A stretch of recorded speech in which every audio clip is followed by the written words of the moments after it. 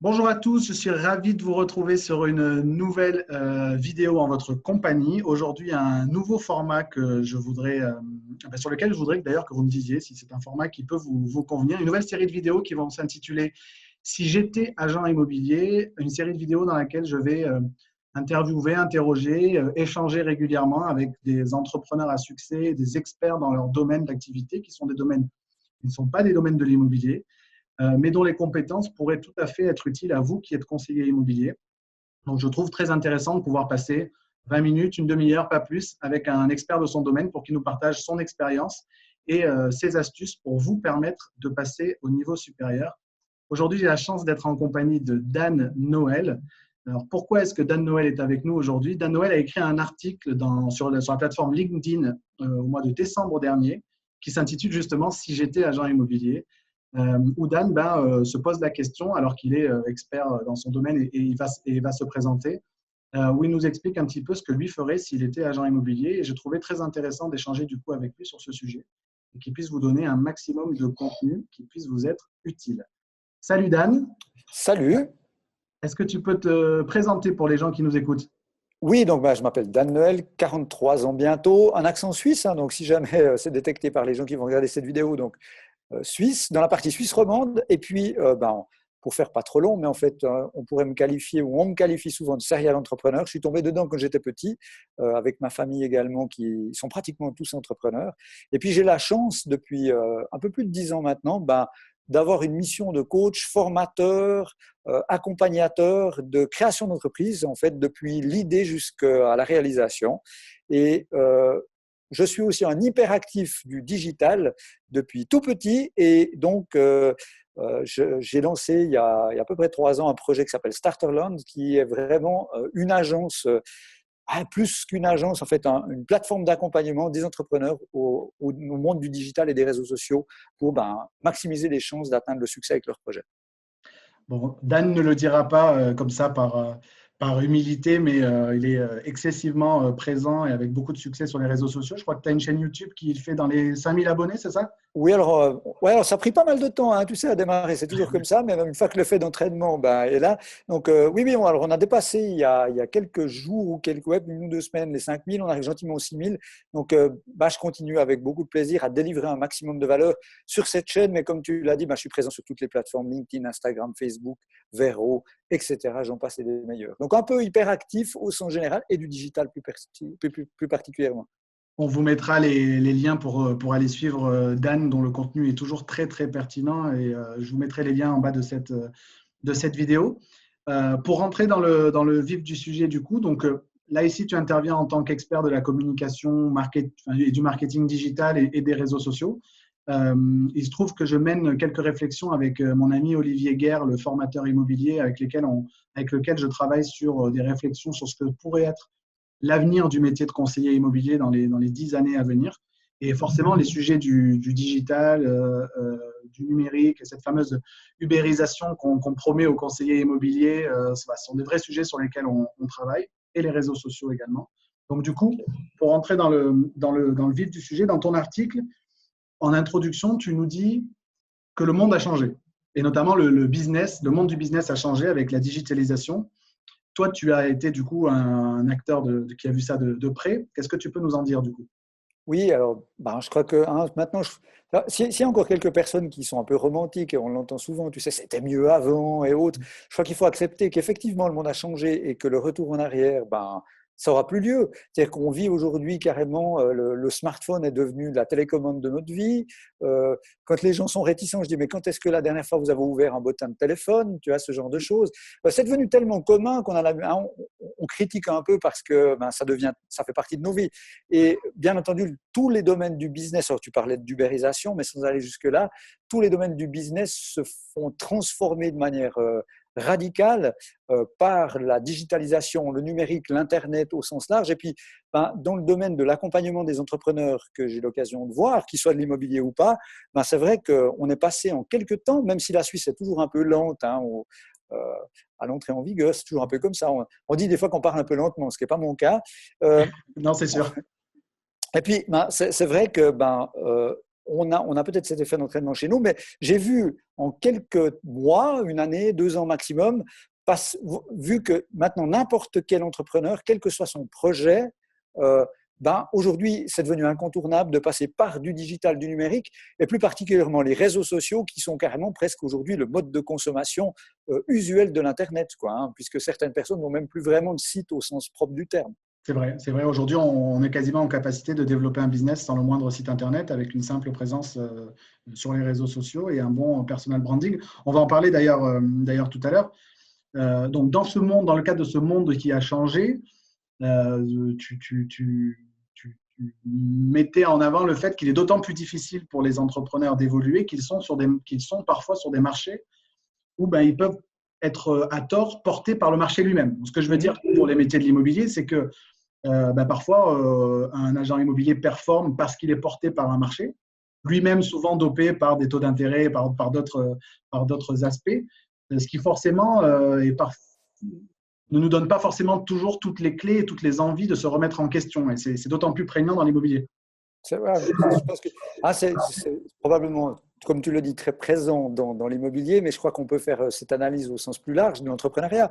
Quand tu es dans un marché où tout fonctionne à fond, évidemment, même si tu n'es pas bon, tu auras un certain succès. Après, c'est vrai que quand l'économie se contracte, et puis il ne faut pas rêver, il y a forcément toujours des moments de contraction, où il y a des moments de transition plus délicats. C'est dans ces moments-là particulièrement où il y a une sorte d'écrémage, seuls les meilleurs s'imposent ou continuent d'avoir du succès. Et notamment dans un marché comme l'immobilier dont tu parlais, moi ce qui m'a frappé, c'était aussi un peu l'idée de… C'est pour ça que j'ai écrit cet article, même comme on le disait tout à l'heure, ce n'est pas mon domaine de prédilection, mais je continue d'accompagner un certain nombre de gens qui sont de proches ou de loin parfois actifs dans le milieu de l'immobilier, puis les vieilles recettes, et puis on se dit oui, mais on se rend compte que nous, dans notre comportement usuel de consommateur, ça a changé, mais regarde, on continue de vendre des appartements, on continue de louer, pourquoi on se transformerait? Et cette sorte de romantisme, il peut être super dangereux parce que, comme tu disais, porté par le marché, le réveil peut être brutal. Il suffit que tu aies des nouveaux entrants. On a maintenant probablement des gens qui arrivent sur le marché qui sont nés avec cette culture de l'Internet et des réseaux sociaux. Et eux, c'est un code qui est usuel pour eux. Donc, quand ils vont arriver ou s'ils arrivent, entre guillemets, je vais être un peu provocant, mais les vieux dinosaures, entre guillemets, ça peut faire mal, Et je me souviens, pour te donner une anecdote, j'avais participé moi-même à une formation sur le community management il y a un certain nombre d'années. Et puis, il y avait dans le groupe de gens en formation dont je faisais partie, quelqu'un qui était actif dans le domaine de l'immobilier, sur la Riviera vaudoise. Alors, pour ceux qui ne connaissent pas, puisque l'audience n'est pas forcément suisse de mon côté aussi, c'est le côté joli lac avec des belles propriétés, il y a un peu de sous. Et puis cette personne disait oui, mais je viens ici un peu pour voir parce que ça fait un certain temps que j'ai ma page Facebook, mais il ne se passe rien, je pense que je vais arrêter, ça ne sert à que dalle. Et l'idée, ça avait été d'aller voir ce qui se passait sur cette page, et l'erreur que cette personne faisait, c'est qu'elle faisait à l'ancienne, c'est-à-dire qu'elle répliquait simplement sur sa page Facebook les contenus qu'elle avait sur son site internet, à louer, à vendre, etc. J'offre, je demande, et c'est que cette personne n'avait pas du tout compris comment ça fonctionnait et que les mécanismes ne sont pas du tout les mêmes. Et quand je me balade, aujourd'hui, quelques temps plus tard, voire 1 ou 2 ans, 3 ans plus tard, et que je me suis baladé parce que j'accompagnais des gens qui étaient dans le domaine de l'immobilier ou que je me suis dit, on va voir ce qui s'y passe, j'ai remarqué que c'est toujours le cas. Et que même des grosses gérances avec pignon sur rue et qui fonctionnent bien, c'est peut-être le risque aussi de ce que tu disais, le romantisme ou porté par le marché, on continue de répliquer ces recettes et clairement, si on se rétro-ingénie soi-même, on ne va pas sur les réseaux sociaux pour se faire enfiler des offres comme ça au niveau commercial, on n'est pas du tout dans le même truc. Et il m'est paru intéressant de parler de ça parce que finalement, la manière de communiquer, de faire son marketing a changé dans plein de domaines et je trouvais que l'immobilier était un peu à la traîne. Je me disais, si j'étais moi-même actif ou si je décidais d'aller dans ce domaine, qu'est-ce que je ferais, C'est d'autant plus dangereux, tu le disais, avec cette nouvelle génération qui arrive et qui est native avec ces outils digitaux, c'est que ce sont tout autant de futurs concurrents pour ceux qui décideront de se lancer dans l'immobilier, mais c'est d'autant plus vrai pour les futurs consommateurs. C'est-à-dire qu'on a tendance parfois en tant que professionnel de regarder un petit peu ce que la concurrence peut faire, etc., alors qu'on n'est pas là pour s'adapter nécessairement aux outils que vont mettre en œuvre nos concurrents, mais aux outils qu'utilisent nos clients. Et la grande difficulté, effectivement, elle serait d'être dépassé par un concurrent, mais d'être dépassé tout court, parce que de toute façon, on ne répond plus aux attentes des consommateurs de 2018. Très juste. Et puis, il y a l'aspect aussi culturel, hein, c'est-à-dire, comme tu le disais, nous consommateurs, quel que soit le domaine d'activité, qu'on veut l'acheter une montre, qu'on cherche un appartement ou acheter une maison, on se renseigne plus de la même manière, on s'influence plus de la même manière. Et quand on va sur ces plateformes ou qu'on consomme l'information Internet d'aujourd'hui, on la consomme différemment. On est conso-acteur, on est complètement différent. Et ce qui est toujours un peu schizophrénique, c'est que les gens eux-mêmes se l'appliquent en tant que consommateurs, ils consomment comme ça, mais par contre, pour leur propre business, et notamment dans l'immobilier, ils ne s'appliquent pas à eux-mêmes les recettes qu'ils consomment eux de leur côté en tant que consommateurs. Et c'est excessivement dangereux. Ouais, ça oblige à un changement radical. Moi, je dis souvent qu'il y a encore quelques années, les professionnels de l'immobilier détenaient l'information. Donc, tu avais un projet immobilier, tu détenais l'information. Il fallait pousser la porte d'une agence immobilière pour savoir ce qu'il y avait à vendre sur le marché, quel était le prix de ton propre appartement, etc. On détenait l'information. Aujourd'hui, on ne détient plus rien de ces informations-là parce qu'elles sont en open source d'une certaine manière. Elles sont accessibles au plus grand nombre. Donc, ça nécessite de repenser notre mission, non plus en termes d'information, mais en termes d'accompagnement. C'est bien qu'aujourd'hui, on n'est plus face à nos clients, mais on est bien aux côtés de nos clients pour l'aider à faire le tri dans ces informations-là et pour l'aider effectivement à, OK, une fois que tu as ces informations-là, moi, je vais t'apporter toute la pédagogie qu'il y a derrière pour t'accompagner au mieux. Très juste. Et puis, ça s'applique à n'importe quel domaine, hein, ton consommateur ou ton acheteur potentiel. Alors, ce n'est pas un expert, quoique. Hein, aujourd'hui, on a tellement de possibilités de se former, l'information n'a jamais été aussi disponible que, voilà, hein, les gens arrivent avec une propre expertise qui se sont fabriquées. Et comme tu le disais, dans votre métier de l'immobilier, mais dans plein d'autres métiers aussi, bien, notre rôle change complètement. Hein, et la relation au client potentiel est complètement différente. Alors, justement, au regard de ce contexte-là, une des premières pistes que tu évoquais dans l'article, c'est l'agent immobilier doit devenir une agence média. Qu'est-ce que tu entends par ça? Ouais, alors encore une fois, hein, je crois que c'est valable pour tous les domaines, mais peut-être encore plus dans le domaine de l'immobilier où la production de contenu, elle peut être variée, riche. Il y a vraiment de quoi faire quelque chose d'assez incroyable. C'est vrai qu'aujourd'hui, ça suffit plus du tout. On doit être bon dans notre métier de base, comme tu le disais, avec des clients qui sont également de plus en plus experts, entre guillemets. Mais en même temps, on attend ça de nous, mais on attend également de nous d'être une agence média à nous tout seuls. C'est-à-dire que dans cet accompagnement dont tu parlais, hein, ce côté tri de l'information, délivrer une valeur ajoutée supplémentaire, bien, non seulement tu dois être un bon agent immobilier, mais tu dois être quasiment presque le Stéphane Plaza, hein, si on peut le dire comme ça, de ton propre business, de ta propre niche, de ta propre région. Et il y a un côté éminemment média là-dedans. Et puis la difficulté, c'est que les plateformes aujourd'hui sont multimédia au sens du message. Donc, ça peut être bon, il faut être capable d'écrire potentiellement du texte, de faire l'audio avec toute la puissance du podcast. Il ne faut pas oublier l'audio qui se consomme quand même de manière très facile aussi par rapport à une vidéo, mais tu as aussi la vidéo, tu as l'image. Donc, non seulement il faut être super bon dans son métier, mais il faut en même temps être capable de produire du contenu de qualité avec un état d'esprit média, quoi, hein. Il y a un branding personnel de l'agent immobilier dans ce cas-là. Et puis, c'est depuis que le monde est monde, on parle de personal branding, mais c'est rien d'autre que de la réputation 3, 4.0. Et puis, cette réputation fait que le jour où la personne a besoin d'un conseil, besoin d'un agent immobilier ou quel que soit le domaine, il va penser plutôt à toi parce que tu t'es imposé dans son esprit comme étant le type sympa, le type qui délivre une information de qualité, qui lui a donné énormément de valeur. Et on est totalement dans l'ère du pull marketing et plus du tout dans le push, quoi, hein. Et c'est ce switch de mindset là, il est vraiment pas évident pour beaucoup de monde, c'est-à-dire de dire je suis plus là, ok, avec cet esprit de vendeur, pied dans la porte avec la chaussure de ski, hein, pour caricaturer un peu, mais on est vraiment dans la délivration de valeur, dans le branding pour faire germer dans la tête des gens une émotion qui fait qu'on préférera toujours faire du business avec quelqu'un qu'on connaît, en qui on a confiance et qu'on trouve sympathique et qui nous a délivré beaucoup de valeur gratuitement avant. Oui, ce que tu dis, c'est donc d'être top of mind. Donc, pour faire la traduction, c'est d'être vraiment en haut de la liste, en haut de l'état d'esprit de son client lorsqu'il se décidera effectivement à faire appel à un professionnel. Il faut savoir je crois que les clients aujourd'hui dans l'immobilier, mais comme partout ailleurs, font à peu près 80% de leur chemin de décision en ligne de manière un petit peu cachée et en sous-marin, avant effectivement de choisir quel est l'interlocuteur auquel ils vont faire appel. Donc l'idée, c'est bien, dans la démarche que tu décris, d'être celui auquel les gens vont penser quand il s'agira effectivement de passer à l'action d'achat ou à l'action de choisir un prestataire. Hein, donc, c'est bien ça ce que Exactement. tu es en train de dire. Et sur le contenu, il y a quelque chose de très intéressant et on en discute beaucoup, beaucoup avec Céline Jankowski de Profil d'Expert qui est spécialisée dans les réseaux sociaux pour agents immobiliers. C'est, et tu le dis aussi, d'arrêter de nous abreuver d'annonces, voilà ce qu'il y a à vendre, voilà ce qu'il y a à louer, ou venez chez moi, les honoraires sont comme ci, sont comme ça, etc. Ou j'ai tel service que mes concurrents ne proposent pas. Bon, c'est pas tellement ça aujourd'hui que nos clients attendent. Nos clients attendent effectivement du contenu de valeur, de l'information de valeur. Quel type, toi, d'information tu verrais qui devrait être délivré par le conseiller immobilier? Dans le domaine immobilier, alors ben, tu vois, il y a plein de pistes à travailler, parce que souvent, hein, c'est une question qu'on me pose, notamment, ben, ça peut être des gens de l'immobilier, comme j'en ai accompagné certains, mais plein d'autres domaines disent, ouais, mais oui, mais qu'est-ce que j'ai à dire, quoi, hein. Finalement, il faut que je produise du contenu, dans l'état d'esprit un peu scénarisation et autres.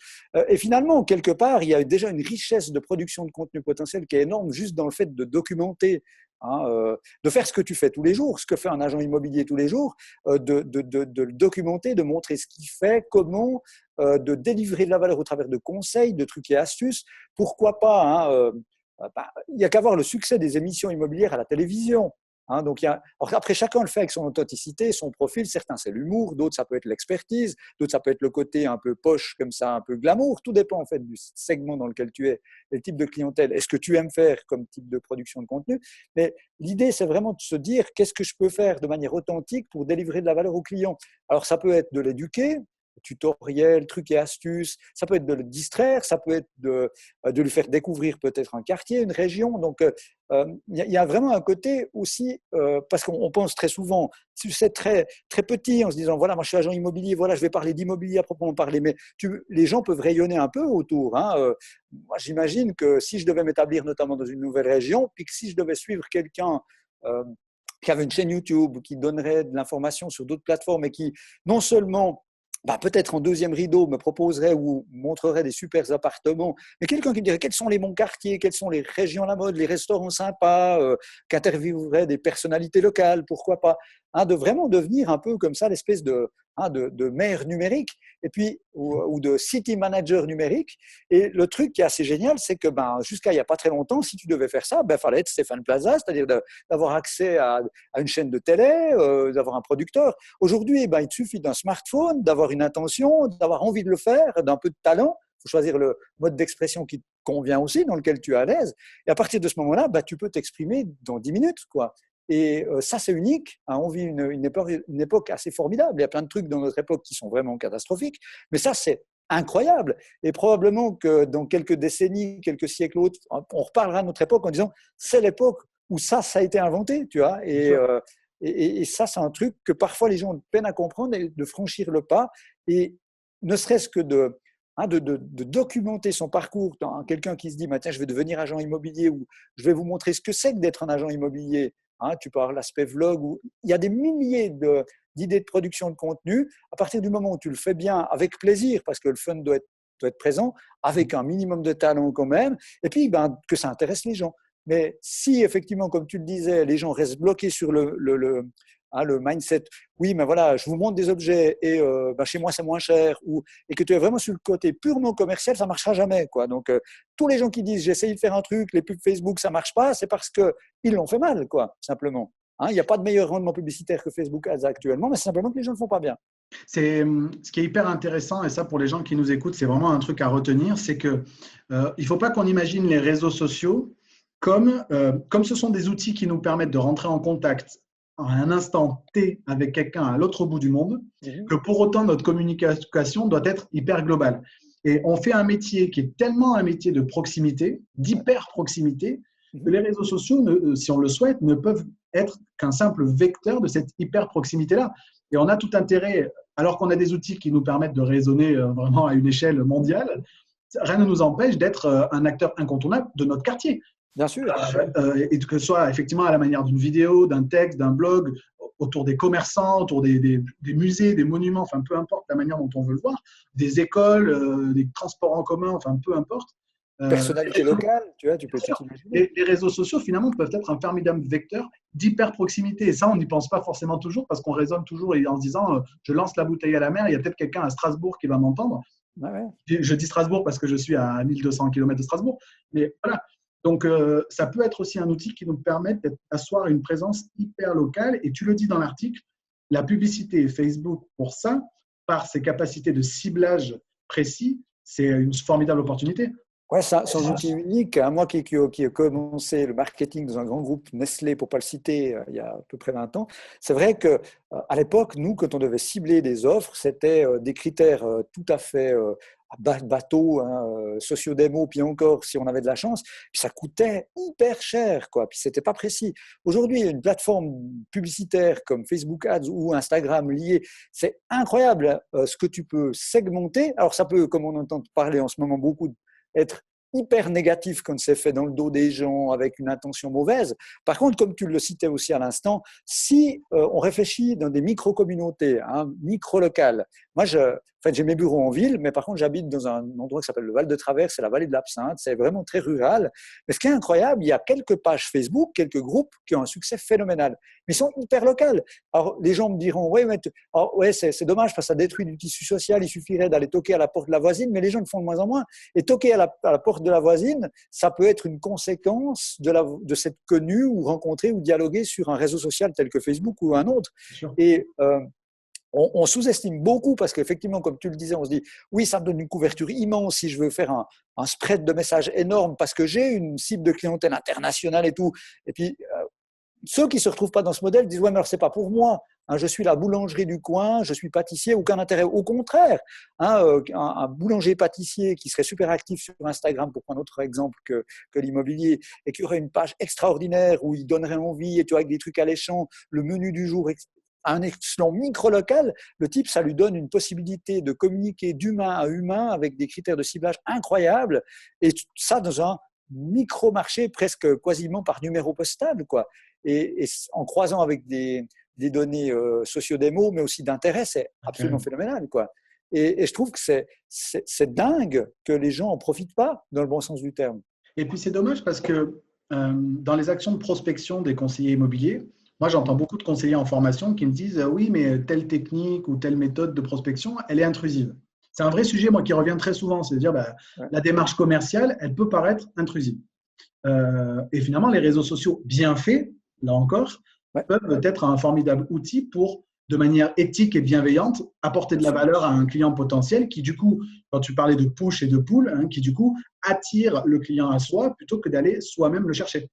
Ça, si on prend un exemple purement tactique, hein, pour être vraiment dans le concret, pour changer de plateforme aussi et rester dans le domaine de l'immobilier, alors prends Twitter. Alors, je sais qu'en France, Twitter est beaucoup plus utilisé que chez nous en Suisse. Hein. En Suisse, les gens, à part quelques niches, c'est moins utilisé parce que le Suisse, encore une fois, dans une caricature un peu stéréotypale comme ça, on aime bien tourner la langue 12 fois dans la bouche avant de dire. Donc, de gazouiller comme ça sans réfléchir, c'est pas trop notre truc. Mais par contre, en France, Twitter fait partie quasiment les hommes politiques tweetent en permanence, les émissions, ça fait partie beaucoup plus de votre culture. Et incroyable, les gens ne réalisent pas qu'une plateforme comme Twitter, au niveau culturel, c'est que tu peux te mêler de n'importe quelle discussion que des gens auraient, et tu peux te mêler de cette discussion et puis faire valoir ton expertise ou autre.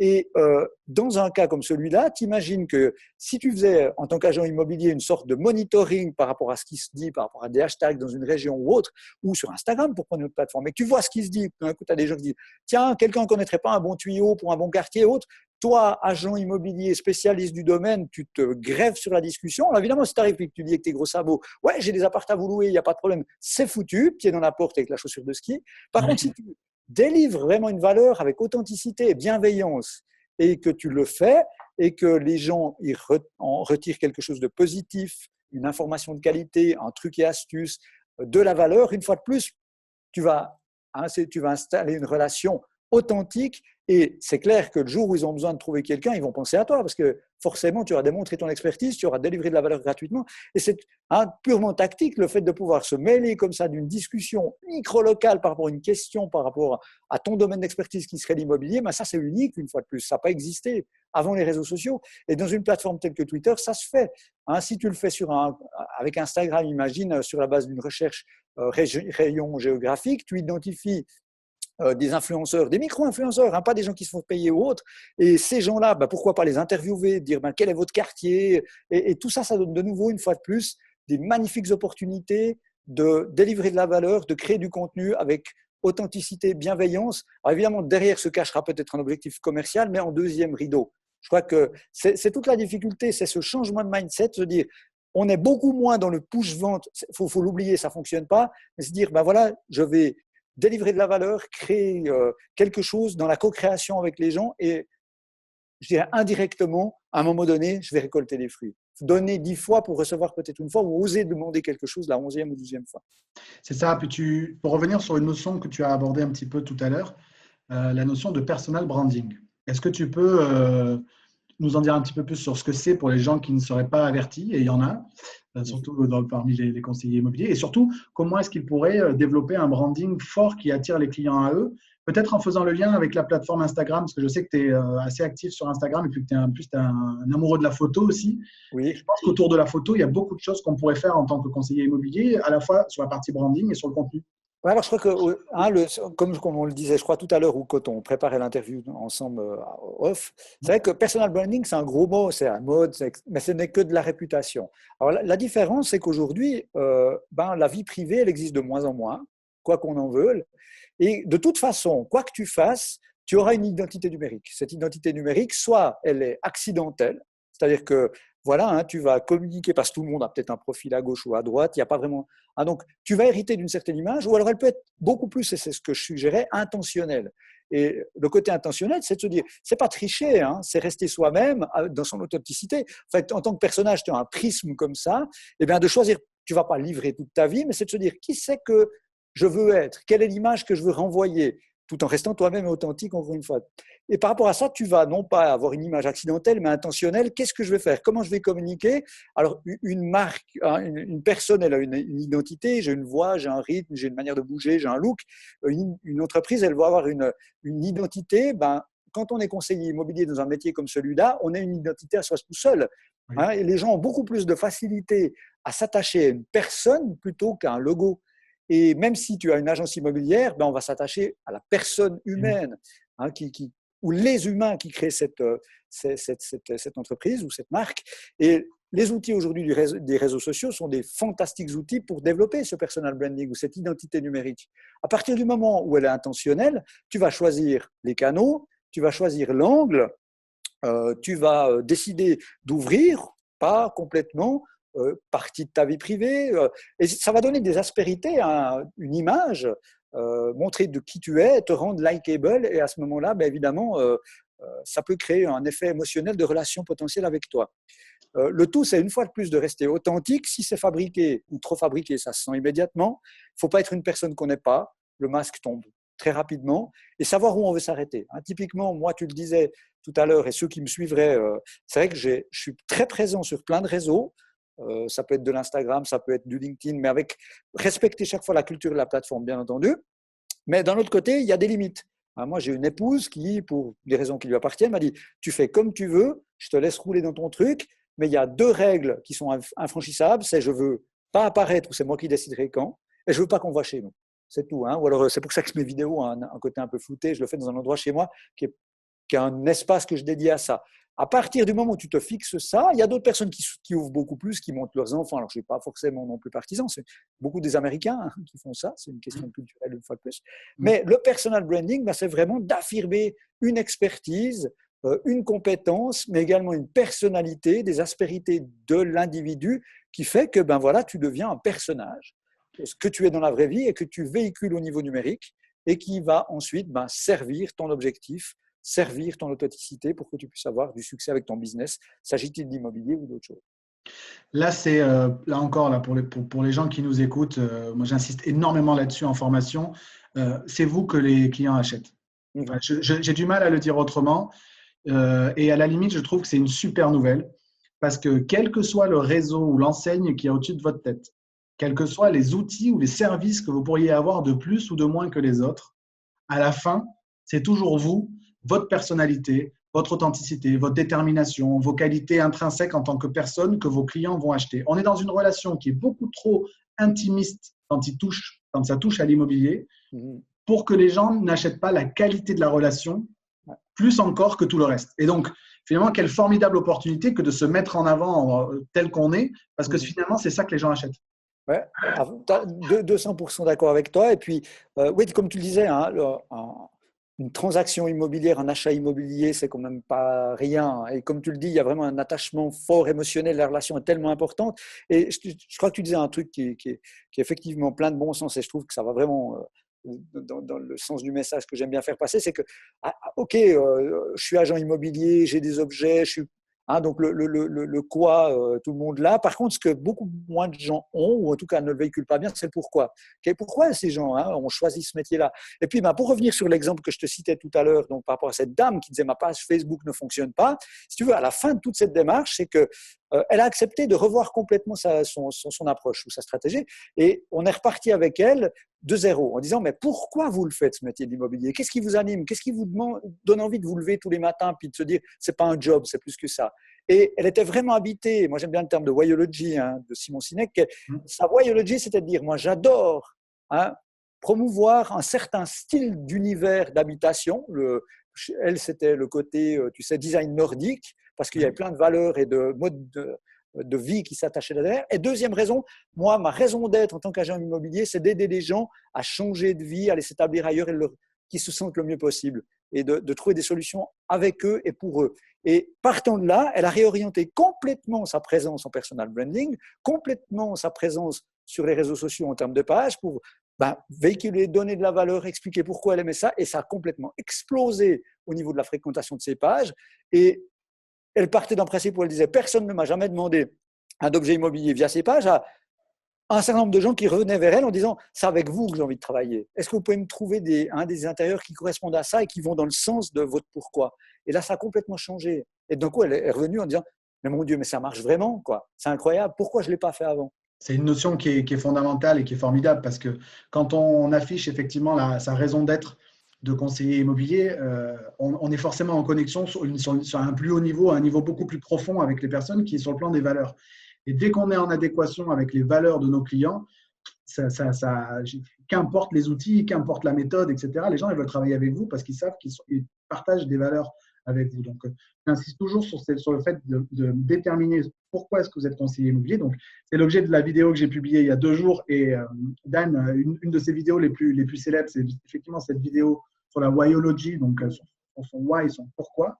Donc, on vous mettra le lien des 2 vidéos dans la description parce que c'est vraiment un concept qui est fondamental et c'est à la limite la première question qu'on devrait se poser. D'abord quand on débute un métier et ensuite quand on veut communiquer, bien sûr, sur ce que l'on est, etc. Donc ça, c'est vraiment hyper important que vous soyez vraiment au fait sur cette notion parce que c'est votre boussole, quoi. C'est vraiment ce qui va déterminer toutes vos actions, toute votre stratégie, votre motivation sur du long terme et non pas sur du court terme. Et effectivement, quand on arrive en plus à la transmettre à son audience et donc à des clients potentiels, là, c'est extraordinaire parce qu'on attire vraiment les gens à soi. Ouais, c'est évident et c'est important ce que tu dis, c'est que d'une part, on achète, entre guillemets, dans le sens noble du terme, un service surtout beaucoup parce qu'on veut le faire avec quelqu'un. Et puis, tu sais, c'est comme quand tu rencontres quelqu'un la première fois, tu dis je le sens ou je le sens pas. C'est difficile à verbaliser. Donc, on est vraiment au cœur du cerveau reptilien, quoi. On est au siège des émotions. Et ça, il n'y a que l'authenticité qui peut le faire et déterminer pourquoi on fait ce métier. Et ça permet aussi de casser, tu sais, la sempiternelle image de l'agent immobilier où, encore une fois, un stéréotype, on dit ouais, l'agent immobilier avec les dents qui rayent le parquet, la seule chose qui l'intéresse, c'est la com. Et c'est pas vrai. Ceux qui le font pour ces raisons-là sont souvent des gens qui peuvent marcher, comme tu le disais, en haute conjoncture, mais quand on gratte la peinture, ça ne tient pas. Et dans la durée, ce n'est pas une situation pérenne aussi. Et là, il y a véritablement un trésor de détermination, de savoir pourquoi on fait ce métier et de garder cette authenticité, et puis ensuite véhiculer tout ça dans un personal branding, dans des contenus, tout ce qu'on a parlé, ça devient évident à partir du moment où tu es animé par un truc. Tu n'as plus besoin de fabriquer quelque chose, c'est simplement, ça émane de toi-même, quoi. Et ça, à mon avis, c'est vraiment au cœur de cette démarche sur les réseaux sociaux. Et c'est super que ces technologies soient là, parce que quand elles sont bien utilisées, ça permet d'aller au cœur de ça et de construire cette relation émotionnelle. Bon, super, merci Dan. On arrive sur la fin de cet échange. Donc, si j'ai bien compris, en résumé, le monde a changé. Oui. L'agent immobilier de demain devra être une agence média à lui tout seul, avec un personal branding très fort. Oui. Travailler sur l'hyper-proximité, c'est-à-dire utiliser ces outils pour être présent à un stade qui est hyper local, hyper précis. Penser valeur, donc penser vraiment sur la délivrance de contenu pour pouvoir attirer les gens et le faire avec un maximum d'authenticité et une raison d'être définie très forte. Et je pense qu'on a déjà fait le tour de beaucoup de choses. C'est un sacré bout de chemin. Et je crois que, pour terminer peut-être en beauté, tu l'as dit, mais je le répète parce que je pense vraiment que c'est central dans la démarche. Si on pense délivrer de la valeur sans arrière-pensée, ben tout est beaucoup plus fluide. Pour terminer sur une anecdote, quand j'ai commencé il y a à peu près 3 ans à bloguer, j'ai commencé à écrire des articles de blog de 7, 8, 9, 10 pages, parfois où je délivrais de la valeur de manière totalement gratuite. Ensuite, j'ai fait au travers d'autres vecteurs, la vidéo, etc. J'ai mon associé qui a 72 ans. Alors, il vient d'une autre génération, on s'entend très bien, mais quand il a commencé à me voir faire ça, il m'a convoqué de son bureau, il m'a dit « Écoute, tu arrêtes tout de suite, tu es complètement cinglé. Tu es en train de filer gratuitement ce qu'on vend à 150 ou 200 balles de l'heure. Arrête tout de suite, on n'aura plus de clients. » Je lui ai dit « Je ne te crois pas, laisse-moi faire. » Et j'ai continué de toute façon parce que j'y croyais dur comme fer. Et aujourd'hui, il me remercie parce que ça a pris un peu de temps. On est sur un phénomène plus long parfois que d'autres phénomènes. Mais aujourd'hui, cette démarche-là me ramène 3 à 4 clients de qualité par semaine. Donc, c'est phénoménal, le retour sur investissement. Et c'est une longue traîne. Simplement, il ne faut pas se décourager, délivrer de la valeur X fois et clairement, donner pour enfin recevoir. Eh ben, on terminera là-dessus, Dan. En tout cas, je te remercie beaucoup d'avoir pris le temps de cet échange. J'espère qu'il sera bénéfique pour les gens qui nous écoutent. Je vous mets tous les liens pour suivre Dan sur les réseaux sociaux en descriptif de cette vidéo. Je vous dis à très bientôt. Alors, Dan conclut toujours par Be a Starter. Exactement. Et moi, du coup, je vous laisse là-dessus. Je vous dis à la semaine prochaine. Be good, be different et be yourself. Ciao.